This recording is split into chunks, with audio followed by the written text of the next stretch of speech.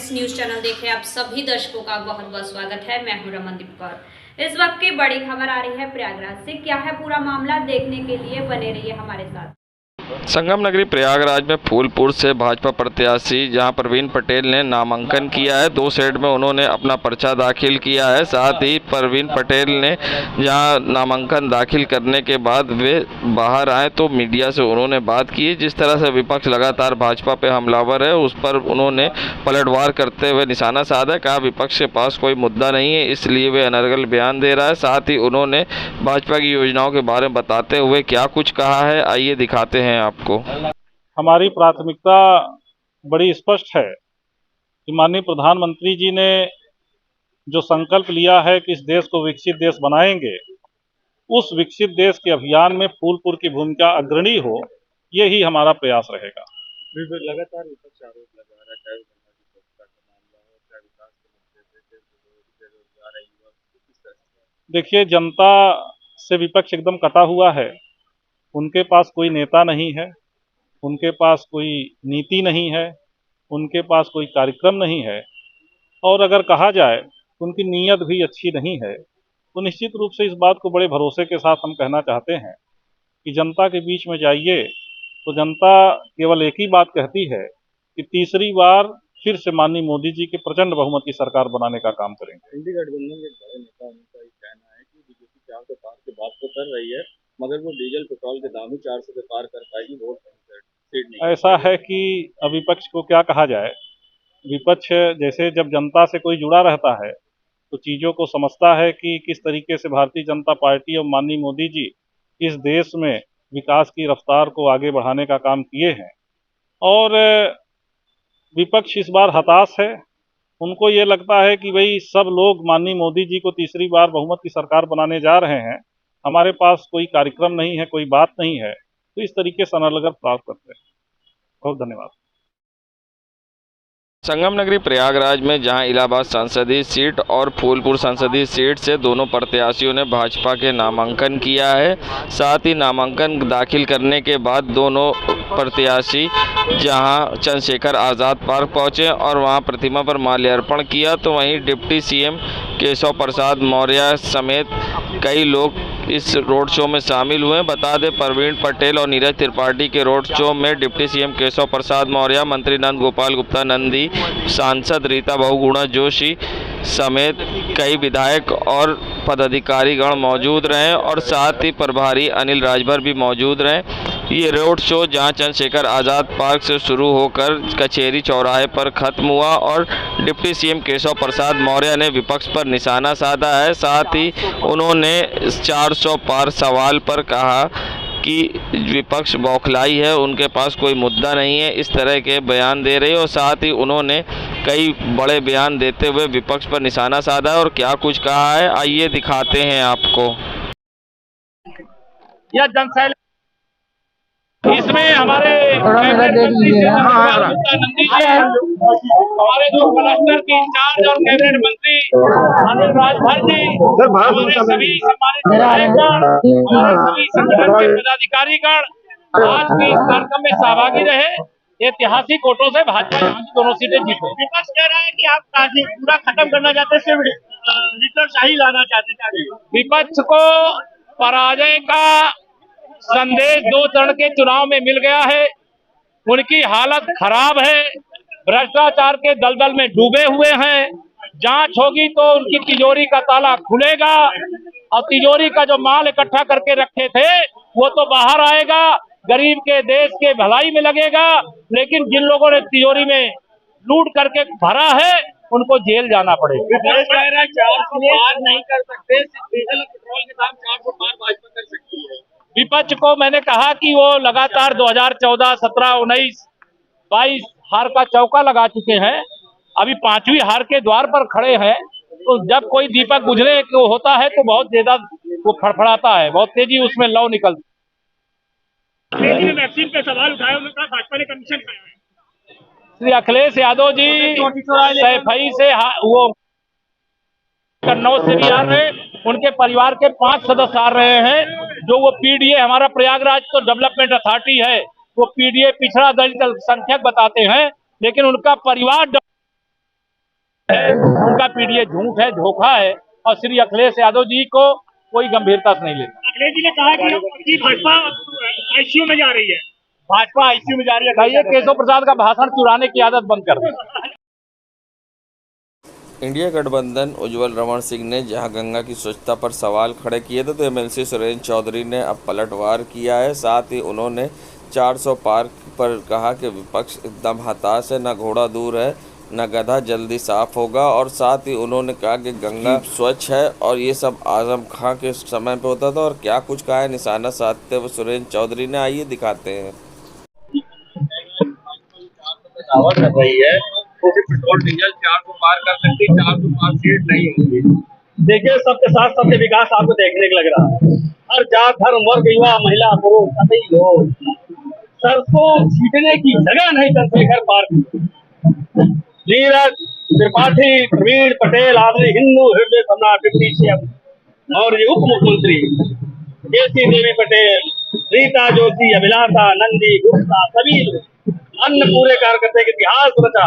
इतने तड़पती हुई धूप में लाखों की संख्या में भीड़ या प्रतीक होती है कि 400 पार के जो विरोधी परेशान हैं वो इतना परेशान क्यों? न घोड़ा दूर न मैदान। 25 तारीख का होगा हालात साफ, फिर खजुआते बीतेगा। इनका कोई ठगबंदा नहीं, न खटबंदा नहीं, इनका दुल्हा पता न दुल्हन पता न कोई मतलब है। ये जबरदस्ती परेशान है। निश्चित तौर पर देव पुरुष नरेंद्र भारत के ऐतिहासिक प्रधानमंत्री तीसरी बार पुनः बनने जा रहे हैं। आम जनमानस बिल्कुल कमर कसी हुई है, समय का इंतजार कर रही है।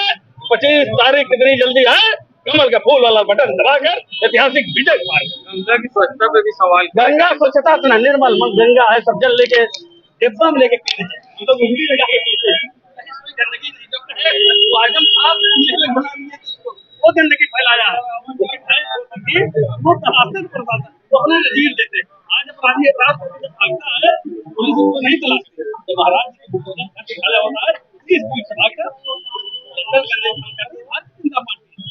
इसमें कोई दिक्कत नहीं, ऐतिहासिक जीत होगा। दोनों लोगों का नामांकन हो गया, हिंदू हृदय सम्राट डिप्टी सीएम इसी तौर पर विजय तय है। अब इसमें कोई रोक नहीं सकता, विपक्षी उनका कहीं कोई मतलब नहीं। हम लोग के दिमाग में नहीं बोल रहा था। संगम नगरी प्रयागराज में आगामी लोकसभा चुनाव को लेकर जहां बिगुल बज गया है और हर कोई अपनी तरीके से प्रचार प्रसार कर रहा है, तो उसी कड़ी में आज किन्नर अखाड़े में भी जहां विशेष पूजना विघ्नेश्वर महायज्ञ का आयोजन किया गया। किन्नर अखाड़े की महामंडलेश्वर कौशल्यानंद गिरी उर्फ टीना माँ के नेतृत्व में ये यज्ञ हवन किया गया है। बता दें जहाँ प्रधानमंत्री नरेंद्र मोदी को फिर से एक बार प्रधानमंत्री बनाने के लिए यज्ञ हवन किया गया और विशेष आरती का आयोजन किया गया, जिसमें किन्नर अखाड़े के साधु संत भी शामिल हुए हैं। और ऐसे में भव्य नज़ारा था जहां किन्नर समाज के लोग प्रधानमंत्री नरेंद्र मोदी के लिए यज्ञ हवन करते दिखाई दिए। आज हमारा पूरा किन्नर समाज मोदी जी के लिए 400 पार हो और फिर से प्रधानमंत्री बने, इस संकल्प के साथ हम लोग ने आज पूजा अर्चना किया। क्योंकि मोदी जी का पूरा परिवार ये देशवासी है, तो हमारा भी कुछ दायित्व तो बनता है और हम लोग मोदी जी का परिवार है, मोदी जी का एक हिस्सा है। तो इसीलिए आज हम लोग सब कोई मिलके किन्नर समाज के सभी कोई मिलके हम लोग ने मोदी जी के लिए आशीर्वाद दिया और भगवान से ये कामना की कि मोदी जी फिर से प्रधानमंत्री बने और 400 पार के साथ प्रधानमंत्री बने। इस संकल्प के साथ हम लोग ने पूजा हवन अर्चना ये किया। जय श्री। मैं महामंडलेश्वर कौशल्यानंद गिरी जी की शिष्या संजनानंद गिरी। हम लोग ने आज पूजा पाठ किया, पूजा अर्चना की है। क्योंकि जब हमारे राम जी वनवास गए थे तो हम भी तमसा नदी के किनारे 14 वर्ष वनवास किए थे, और जो हमारा मंदिर 500 वर्ष बाद बना है राम जी का, तो हम लोग ने यही मोदी जी के लिए कामना किया है कि फिर से 400 पार है कि जहाँ यज्ञ होता है, जहाँ पूजा पाठ होती है, तो हमारा विश्व सनातन धर्म से जुड़ा है, तो हमारा पूजा पाठ करके यज्ञ करके हम लोग ने ये कामना किया है कि मोदी जी फिर से 400 पार आए। संगम नगरी प्रयागराज में जहां इलाहाबाद संसदीय क्षेत्र से जहां केसरीनाथ त्रिपाठी के पुत्र नीरज त्रिपाठी को प्रत्याशी बनाया गया है, तो वहीं नीरज त्रिपाठी ने आज नामांकन किया है।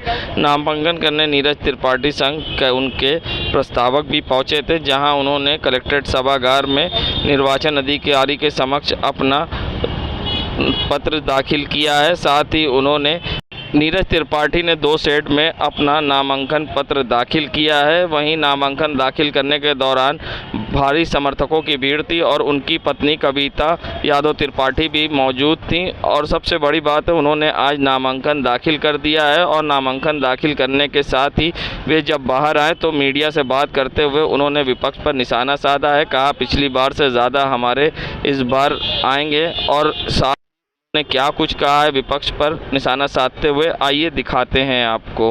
का प्यार और आशीर्वाद हर जगह मिल रहा है और मैं जीत के प्रति बिल्कुल सुनिश्चित हूँ। बस बात इतनी है मार्जिन की, पिछली बार हम 1,83,000 से जीते थे और इस बार उम्मीद जैसा जनता कह रही है कि इस बार 4 लाख पार से जीते। भैया आपने इतने दिन से कैंपेनिंग कर रहे हैं, क्या लगा आपको जमुना पार में खासतौर? देखिए जमुना पार में विकास हो रहा है।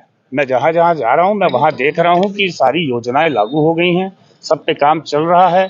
4,000 से ऊपर घरों में नल दिए जा चुके हैं। प्रधानमंत्री आवास योजना के तहत आवास बने हैं, उनका भी दिया जा चुका है, बंटन हो चुका है, लोग रह रहे हैं उसमें और विकास कार्य पूरी गति से चल रहा है। कुछ प्लांट्स और फैक्ट्रीज को लेके जो है काफी ज्यादा वो मेरी अपनी इच्छा है, मैं उस पर करूंगा जरूर। चुनौती किसको मान रहे हैं? 100%। चुनौती कुछ नहीं, कोई चुनौती। किससे लड़ाई मान रहे हैं? किसी से नहीं। बीजेपी निकल रही है बिल्कुल साफ। 400 पार का जो संख्या मोदी का 450। 450 मेरी अपनी यूपी 80 पार। संगम नगरी प्रयागराज में एक सीसीटीवी अब फिर सामने आया है जो सोशल मीडिया पर तेज़ी से वायरल हो रहा है। बता दें ये सीसीटीवी वाहन चोरी का है। आप देख सकते हैं किस तरह से खुलेआम वाहन चोरी की घटना को अंजाम दिया जा रहा है और सबसे बड़ी बात है कि शहर के सबसे पॉश इलाके सिविल लाइंस का ये मामला है। बता दें सिविल लाइंस के सरदार पटेल मार्ग के पास स्थित बिहारी भवन के पास से ये बाइक चोरी हो रही है और आप देख सकते हैं सीसीटीवी में किस तरह से व्यक्ति आता है और यहाँ बाइक पर बैठकर बाइक खोलने की कोशिश कर रहा है और साथ ही वाहन लेकर ये फरार हो जाता है।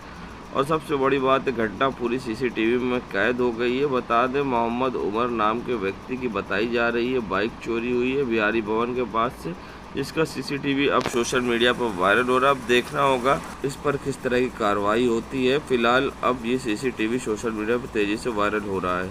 देश दुनिया की खबरों के लिए world media times news channel को सब्सक्राइब करें।